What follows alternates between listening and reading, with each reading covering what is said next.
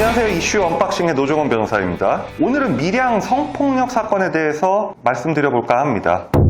많은 분들이 아시겠지만 밀양 사건의 좀 구체적인 정황에 대해서 모르시는 분들을 위해서 설명드리는 시간을 가지도록 하겠습니다. 밀양 지역의 난고생 44명이 여중생이었던 피해자를 포함한 5명의 미성년자 여성을 대상으로 무려 1년 동안 가했던 집단 성범죄 사건입니다. 가해자들의 현재 나이는 만 35세에서 38세 사이 정도 되고, 이 사건을 수사했던 울산 남부경찰서는 43명의 피의자 중 13명만 구속수사, 나머지는 훈방 조치했으며 지역경찰과 경상도 밀양 고향 주민들의 비호 아래 가해자들은 단 한 명도 제대로 처벌을 받지 않았던 것으로 밝혀진 사안입니다. 여기서 특수한 점은 지역사회의 집단 2차 가해까지 있었다는 겁니다. 사건 이후 밀양 성폭행 사건의 책임은 여자에게 있다고 응답한 비율이 무려 64%로 나타나서 밀양 지역 주민 대상 설문조사 결과가 보도되면서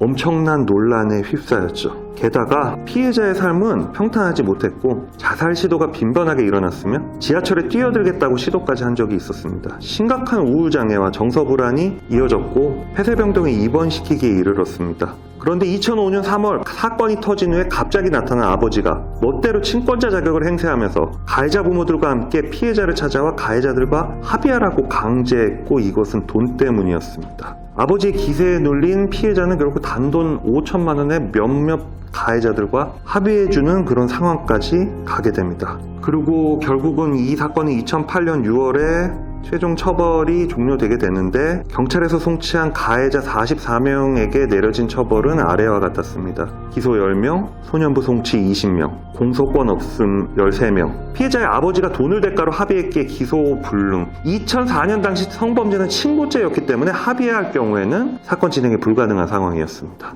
즉, 다른 사건과 연루되어 처벌받은 1명과 이 사건으로 기소된 10명을 제외하면 처벌을 받지 못한 것이다. 그나마도 그 10명도 소년원 송치로 끝나버려서 결국은 직접적 가해자 44명, 간접적 가해자들까지 포함해 넓게 보면 119명 중 밀양 집단 성범죄로 인한 형사처벌은 단 1명도 받지 않게 되었습니다. 즉, 전과는 가해자 전원이 생기지 않게 된 것입니다.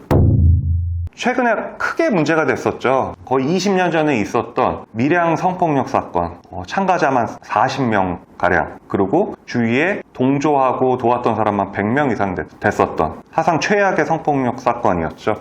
그 40명에 가까운 범행 관련자들은 모두 다 전과가 안 남는 걸로 결론이 났습니다. 최근에 모 유튜버가 그 밀양 사건의 가해자들의 신상을 공개했었죠. 그래서 많은 사람들이 그 가해자들을 향해 비난의 화살을 쏘았습니다. 정말 전 국민적 공분을 산 사안이었죠. 어마어마하게 잔인한 성폭력을 행했었는데 아무도 전과가 남지 않고 사회에서 잘 먹고 잘 살고 있더라. 근데 여기서 또 문제가 생겨요. 피해자가 너무 부담스럽고 마음의 상처가 더 크니까 더 이상 가해자에 대한 신상 유포를 멈춰달라고 부탁을 합니다. 그래도 계속되죠.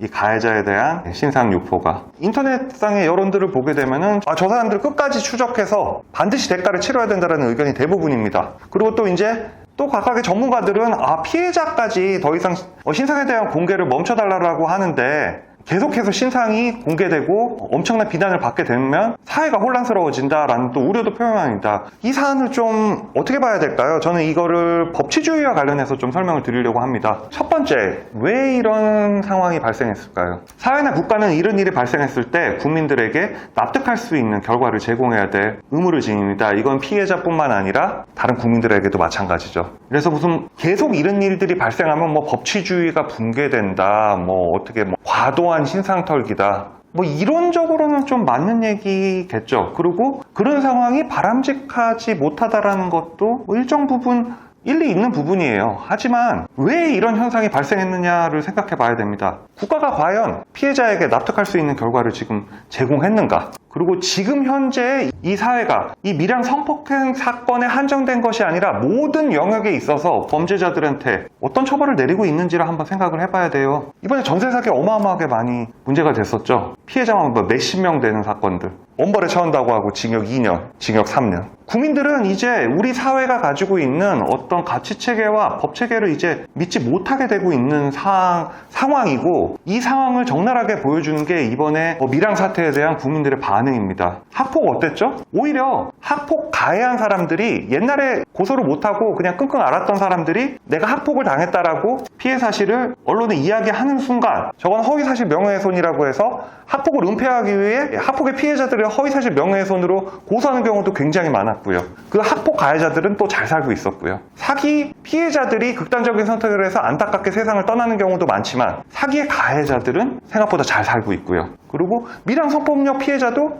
그 트라우마로 지금까지도 고통 속에 정신적으로 너무 힘들게 살아가고 있는데, 그 가해자들은 오히려 반성도 없고 오히려 반박글도 썼죠. 옛날에 2000년대 초반에. 이런 상황이 계속되는 이 상황에서 과연 국민들한테 법치주의를 지켜라, 이렇게 되면은 사회가 혼란스러워진다, 사적 처벌은 너무 바람직하지 못한 일이다 라고만 이야기할 수 있을까요? 기득권층에서? 지금 상황은 옳다 그르다의 문제가 아니라 우리 사회의 모든 구성원들이 불안에 떨고 있다라는 어떤 증거가 아닐까 싶습니다. 나 역시 저런 피해를 당했을 때 이 사회에서 나를 지켜주지 않을 거라는 공통의 불안함, 그리고 내가 살아가는 이 사회가 더 이상 나를 지켜주지 못한다라는 것에 대한 실망감, 그리고 분노가 종합적으로 표현해 나오는 게 이번 밀양 성폭력과 관련된 국민들의 반응이 아닐까 싶습니다. 여기서 느껴지는 우리 사회의 구성원들의 반응은 불안감과 분노, 더 이상 우리 사회는 우리를 지켜주지 못하고 있구나, 앞으로 내가 살아가는 사회에서 이런 피해를 당하더라도 법이 더 이상 나를 지켜주지 못할 것이다 라는 공포감, 이런 것들이 복합돼서 나오는 현상이기 때문에 단순히 가해자의 과도한 신상 털기는 무슨 법치주의를 훼손한다,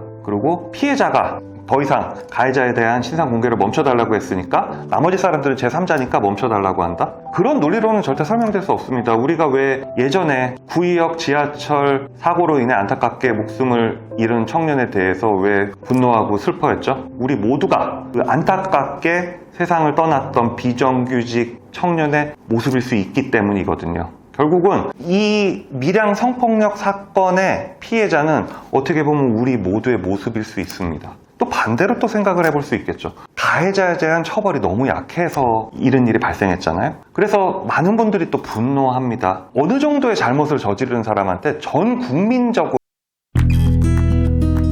정도까지도 분노를 표출하는 경우도 꽤 있죠. 그거 역시 막아야 됩니다. 물론 이해는 갑니다. 사회가 이렇게 되니까 그 분노와 좌절감, 불안감이 그렇게 표현될 수는 있는데, 역시 법치주의의 근본 원리는 우리 사회 구성원들이 납득할 수 있는 정도의 처벌이 우리 사회에서 이루어져야 되고, 그 이상으로 이루어져서도 안 되고 그 이하도 이루어져서는 안 된다라는 겁니다. 그 이상 이루어지게 되면은 옛날에 공산당의 인민재판 이상 이하도 아니게 돼서 사회 자체가 또 붕괴하게 됩니다. 요즘 그럼에도 불구하고 이 가해자에 대한 우리 국민들의 분노는 저 역시도 공감하는 바이고, 또 유튜버들 중에서도 가해자들을 응징하는 그런 유튜버들이 굉장히 요즘 인기가 있지 않습니까? 이제 많은 전문가들이 우려를 하십니다. 그 우려가 틀린 말은 아니에요.